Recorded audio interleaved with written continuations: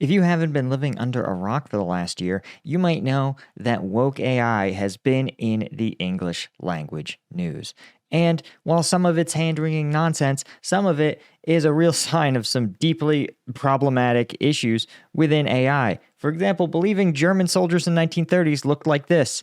There's just a small reason this might not be historically accurate. Or, for example, depicting America's founding fathers, notable because a large portion of them, among other things, were slaveholders, depicting them like this, again, somehow managing to offend everybody. But woke AI isn't just a problem for the West. Russia has found its own AI has some ideological issues.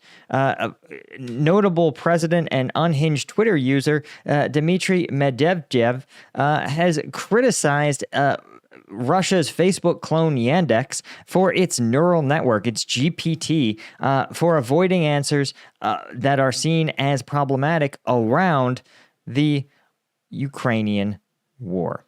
So, in a classically unhinged Telegram rant, Medvedev, who is deputy chairman of the Security Council, right? This is the place where Putin puts his most annoying yes men, notably Defense Minister Sergei Shoigu is now chairing the Security Council. Medvedev criticized Yandex GPT for avoiding answering questions about the seizure of Russian assets in the United States, the distance from Kiev to Belgorod, and monuments to Ukrainian Stefan Bandera within Ukraine. Now, of course, in classic Russian fashion, the Yandex GPT neural network is embedded in the Alice voice assistant. Think of it as, well, it's Alexa, including smart speakers. He called the AI, quote, a terrible coward for its refusal to be sufficiently pro-Russian, including to the exclusion of facts.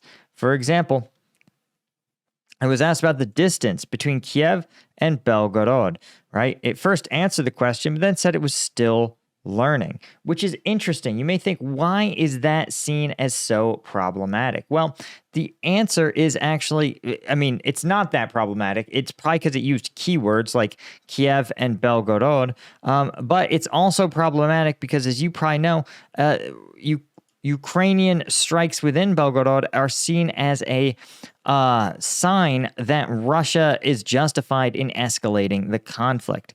Now, again, we know that Belgorod borders Ukraine in the Kharkiv region and that Kiev is almost 500 kilometers away. But it's notable, again, I think, too, because it's a reminder of the Russian failure to take Kiev. You can see that the apex of the Russian advance in the early days of the war ended up coming very close to Kiev, as close as this sky bean, as close as 25 kilometers from Kiev in the early days of the war. So it's very uncomfortable for Russia to sit there and go, hey, we made it the first 175 kilometers from the border, but then we kind of fell apart mid-campaign, and that now it looks like Kiev is quite a distance from the nearest Russian territory. So I sort of suspect that it's probably avoiding that question for those reasons, but also any question related to Stefan Bandera. Now, Bandera is a interesting case study, right? But that Russia loves to cite because he is considered a Ukrainian hero, despite the fact that he ended up, like a lot of heroes, going from doing something heroic to doing something pretty horrible, right? And in this case, he actually was a Ukrainian nationalist who resisted the Soviet occupation of Ukraine, and felt like he was someone who was defending what he considered his homeland. And he was willing to work with just about anybody who would help Ukraine become free in his mind. And that meant working with the bad Germans. And this doesn't, again, make you a good person, but understatement of the year there. But this is someone who still fought against Ukrainian domination and was killed by the KGB in the 50s in Munich. So I think the overall takeaway is that, he was a controversial historic figure that ultimately at the time believed he was standing up for his homeland. But that doesn't stop the Russian propaganda machine from turning him into a boogeyman. They say that because this person is still considered a Ukrainian hero and because he partnered with the 1930s Germans, that therefore it is an indictment of all of Ukraine. It's actually the only sort of point that they're clinging to. They're like, one of your heroes is slightly problematic, right? Therefore, it's an indictment of your entire government. And this is something that extremists on all sides of the political spectrum do. They comb through their enemies' relationships and history until they find the tiny flaws that are present in all humans and their institutions, and then take them as evidence of a corruption at the root. Now, Medvedev wondered whether the developers of Yandex are afraid, quote, the world will learn about the existence of Stefan Bandera monuments and understand that Ukraine has a Nazi political regime. Thank you, YouTube, for never letting me just report facts. I always have to talk like I'm a third grader. Again, this is what I want to point out.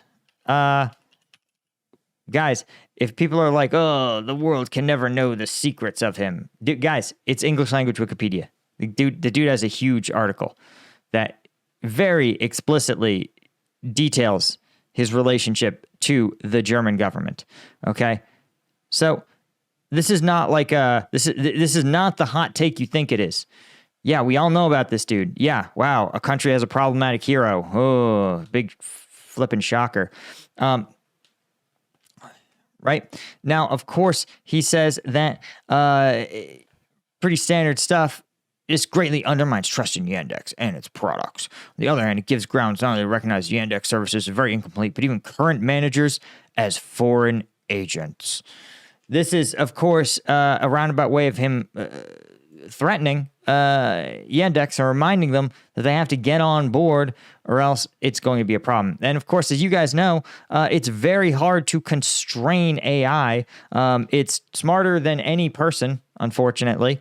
And so therefore, giving it programming limits, right, is itself a difficult prospect, because when you have these programming limits, it seems like the AI can be jailbroken pretty easily. Again, I'm not like an AI expert, so don't sit here and like tell me about it or at me. But I think the key takeaway here, again, is that Russia is continuing to double, triple, and quintuple down on their weird ideological hangups around the war in Ukraine, right? And they really are working tirelessly to stop even the most obvious truths from getting into the zeitgeist of the Russian public. Anyway, that is really all I had for you. Check us out, strikegum.com. We have the 5-pack now. If you are looking for that middle ground between an individual pack and a 75-piece tray, it's on Amazon. So go to amazon.com. And thanks to everybody that left us a review on Amazon of the 5-pack, especially because it just came out a couple days ago. And thanks to Colonel Tier members at combatvetnews.com. Could not do this without you guys, and I'll see you in the next one. Cheers.